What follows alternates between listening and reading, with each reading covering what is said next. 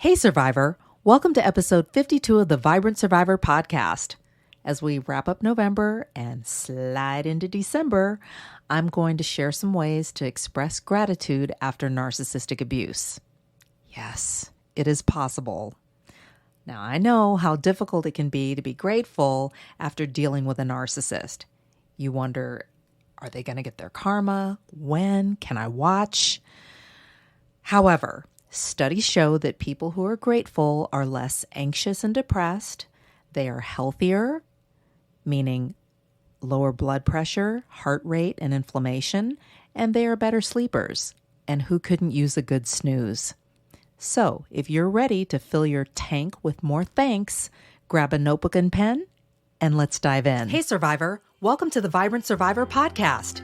Do you want to disconnect from a narcissistic or toxic situation and heal?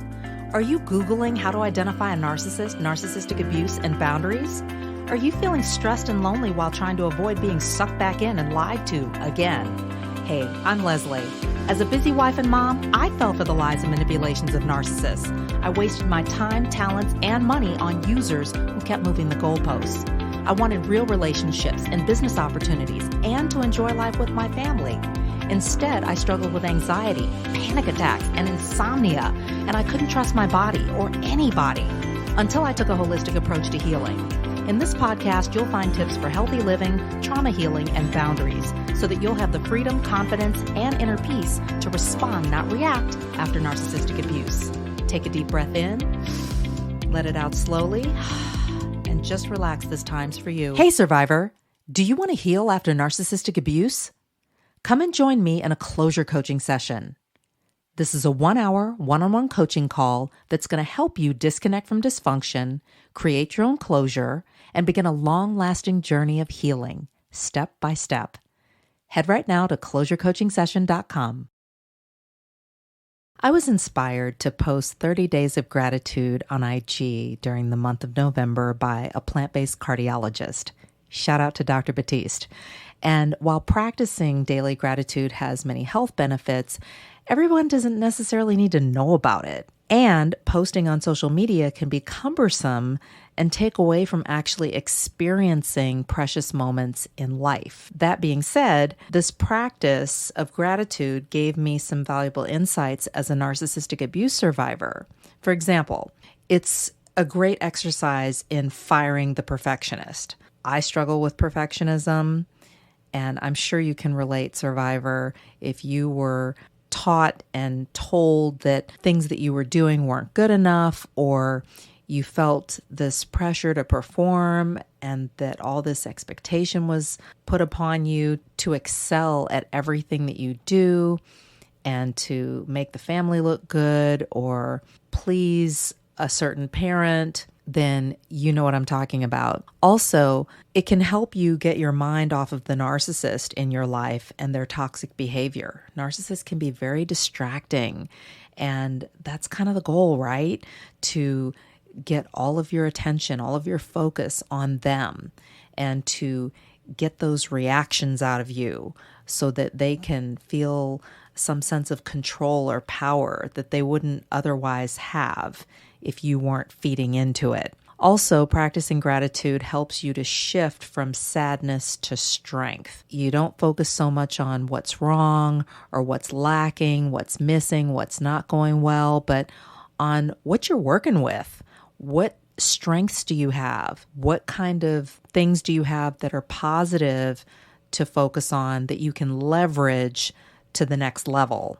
Also, gratitude tends to build on itself. It's infectious, and it can lead to other insights or aha moments on your healing journey as a survivor. Now, who doesn't want more of that? Are you in? Here are a few ways you can express gratitude, not just in November, but anytime you want to boost your body and brain health. One way to express your gratitude is through social media. This could be a series of gratitude posts on your preferred platform. And this can create a positive focus for you and help your followers to find strength in the midst of struggle. You never know what someone's going through as they're scrolling on social media. A lot of times we compare ourselves to other people and have FOMO and beat ourselves up and wonder, okay, where did I go wrong? I must have gotten my cookie hand mixed up with my milk hand, as we look at other people's lives on these platforms. Expressing gratitude is a way to use your platform for good, and you could breathe life literally into someone by your expression of gratitude and giving someone else that way a positive focus. You can start a series like I did on IG, 30 Days of Gratitude. It was messy. It wasn't 100% perfect. And I think you just have to get over that, survivor.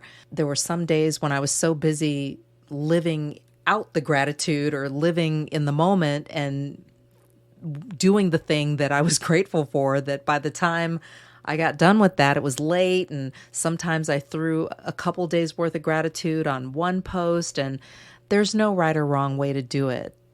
The point is, it's a practice, and you keep practicing and you get better and you learn and you grow. It's a beautiful thing. You can use photos that you love, quotes, maybe your own quotes, things that make you smile, to share gratitude and spread the love. Another way that you can express your gratitude is through journaling. It could be a wellness journal or some kind of tracker where you focus on your health and well-being. It could be your planner, whether it's digital or paper. I use both. And you carve out space where you can list things that you're grateful for. Also, it could be just a diary type journal where you can write an entry long form and express the things that you are grateful for. However you do it, if you see gratitude as key to your health and well-being, you will practice it regularly. So add that gratitude section, make a list, write an entry in long form, but review it periodically so that you can see patterns, growth, or just review it when you need a mood boost or some inspiration. A third way that you can express gratitude is to say it, don't delay it. We are not promised tomorrow. And one of the most impactful things that you can do is to tell someone, like actually tell them, not type, not text, but tell them how grateful you are for them. It will blow them away, and it could very well make their day. This act of kindness is a way of connecting.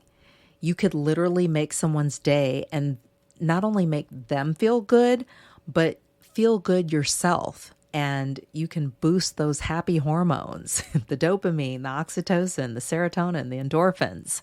You can thank a real friend for telling you the truth. You can thank a colleague for their loyalty or dedication or their hard work. You can thank a neighbor for looking out for you.